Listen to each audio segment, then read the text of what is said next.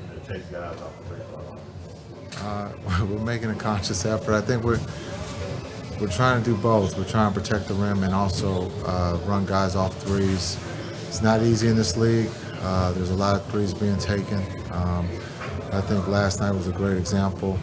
We tried our best on Buddy Hield, and I think he still got 12 threes off. And so it's hard, because everyone's shooting threes, but those guys are out there contesting and trying to run guys off and then sending them to our bigs for the verticality of the physical plays at the rim. And so the guys are doing a good job of it right now. What's that challenge? Because, like you said, some guys are going to shoot threes no matter how much you do. It's hard. It's an impossible job because you look at the Heat. They got guys at each position that can shoot threes, and so when you talk about Robinson, Hero, Lowry, guys that you're going to be chasing, they're going to shoot them no matter how close you are to them. So we just got to make it as hard as possible. How do you coach the three-point variance? I think we've seen with all the stats and the rise of the three-point era that there is a level of randomness. You can have a great defensive game and people just take missing shots and vice versa. Yeah. Whereas on the offensive end as well, I think you guys are fifth worst on three-point percentage, which I have to imagine you guys expect will come up and shots will start falling. How do you coach to that in a kind of a process versus results way? Yeah, I think the three-point shot's an important shot in today's game. I thought there was a stat in 11, we might have averaged 18 threes, right? That would be unheard of in today's basketball world. And so there's 30 plus threes being taken.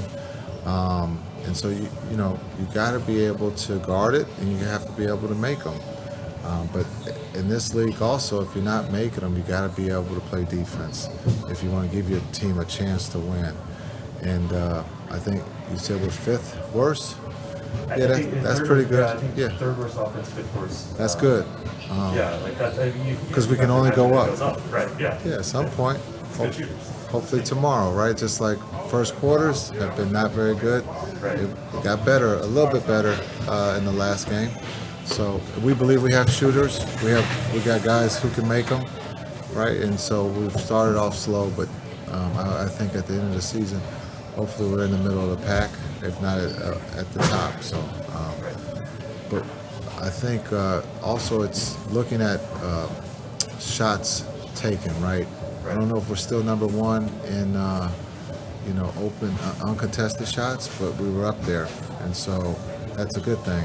So if we can continue to do that, we really believe that we're going to make shots. What did you do to become a better three-point shooter? Because you didn't start off as a but you ended up as a It just age.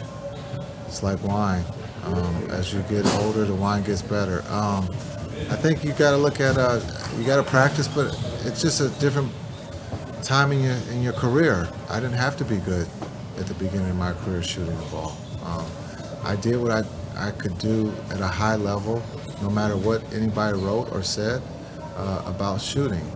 My game was to play defense and set the table for my teammates. I had enough, as a teammate, I had enough scores around me to win games, and so I didn't have to do that. But as I got older and that I wanted to stay in the league, I had to figure out how to make a three, and I worked on it.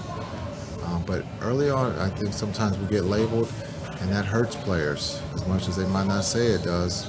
If they get labeled and they can't fight through that label, we sometimes, outside influences, can ruin a career. So for me, it was play deaf, don't listen, and just play to who I am. But it takes time, to work on a craft that you might not pay attention to early in your career. Jason, we saw KP shooting around a little bit when we were allowed in. How much was he able to practice today? Yeah, he did the walkthrough. He did practice. He looked good. Yeah, he was in there shooting. So we'll see how he feels tomorrow.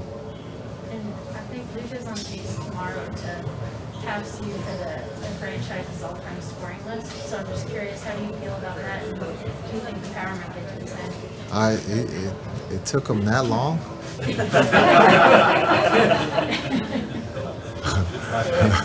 No, that's awesome.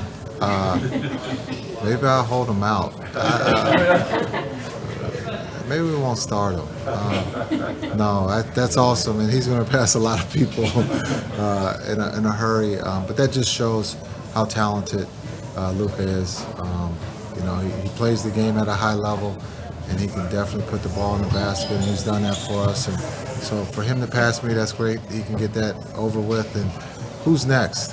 I can't remember. I was second, right behind Dirk. I think it's Barea. Yeah, you were Okay. I think it's JJ. So. Okay. But he's got a little bit to go with that. Oh, he'll get that. That'll be quick too. Don't worry about that. But soon he'll be right there behind Dirk, and at some point he'll pass Dirk too. So, but that's awesome for someone at 22 to just climb the ladder with so many great scorers here in Mavericks history. There's a lot of names on that list that are very talented. Maxie, what's his status? Yeah, he didn't do anything today, so we'll see how he feels tomorrow, and we'll have a better report for you tomorrow. But he didn't do anything today. Also, this is off the beaten path a little bit. No worries. When you think back to when you went to Slovenia, I don't know if you got any chance to go out in public with Luka at all, but is he as big a rock star over there as you would think he would be? Oh yes, he's a rock star. And what's funny, the older rock star is a big rock star, Dirk. You can't go to lunch with him anywhere in the public. And that was the very first time for me being with him in Europe and understanding the magnitude of who Dirk is in Europe. So that was actually very cool to see that Dirk is a rock star in Europe. Going to lunch, everybody wanted to take a picture. And I told him that's the last time we're going to lunch with you. You're not invited. But Luka's a rock star for sure in Europe. Any particular stories you want to share with us on what happened while you were there? With who? With Luka? Oh, no. No. There's nothing to be told. We got one. Oh, one more? Kevin, go ahead.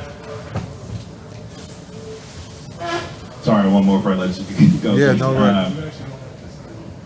Frank Ntilikina is a plus 20 in his 61 minutes so far this season. What did you envision as far as his role and how he's continued to grow and progress and how he continues to get better for his team going forward? Yeah, I think Frank has been great, as you just mentioned. I think we thought we were getting a younger player that defensively knew how to play the game, and that we were going to work on some of the things for development of being a point guard or being off the ball. But I think his work ethic is showing that he's ready to play. I think we forget that he was here as an NBA player at 18, and so he's been around the game, not just in the NBA but internationally. And so he's shown us early that he's ready to play, and that for us to bring him in, we felt that we were getting an NBA player that was going to upgrade the end of our bench, and that we had him for 2 years and that we had a chance to develop and see if he can help us. And he's answered all those questions early on, and he's going to continue to grow.